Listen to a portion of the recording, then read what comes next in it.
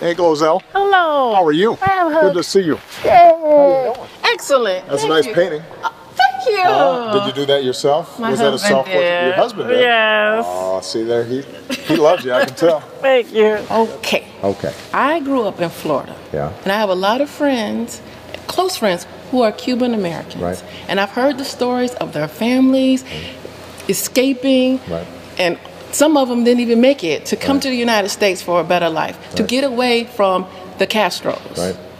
Okay. I mean, the guy puts Dick in dictatorship. So I'm trying to understand how do you justify dealing with the Castros? Well, here's what's happened. We've had the same policy since I was born, which was we were going to have an embargo, we were going to cut off all contact, all communication, and nothing changed. And, you know, I've said this before, when you do something over and over again for 50 years and it doesn't work, it's time to try something new. And we started off initially by allowing more travel to Cuba, by Cuban Americans to visit their family, sending more money back to their family members to help them back in Cuba. We've been doing that for the last 4 or so years. And it turns out it's been helpful to the people in Cuba. They have more contact with their family. It gives them more hope. Now what we're saying is that by normalizing relations, we're going to be able to still put pressure on the Cuban government, but also what happens now is you've got more visitors to Cuba. You start getting telecommunications into Cuba. You start getting the internet into Cuba. People's minds begin to change. There's more transparency about what's going on.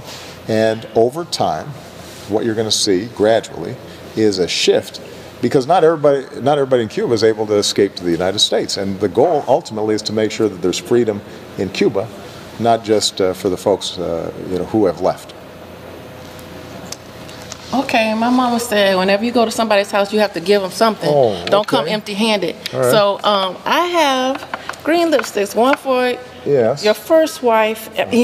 My first? I mean, Do you know something I don't? Oh, for the first One for the first lady. and the first children. And the first, oh, I'm teasing. Okay. All right, I'm just gonna put these. Okay, let me just take a look at these though.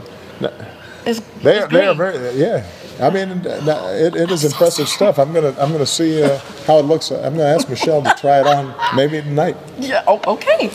All right. Thank you. All right, thank you.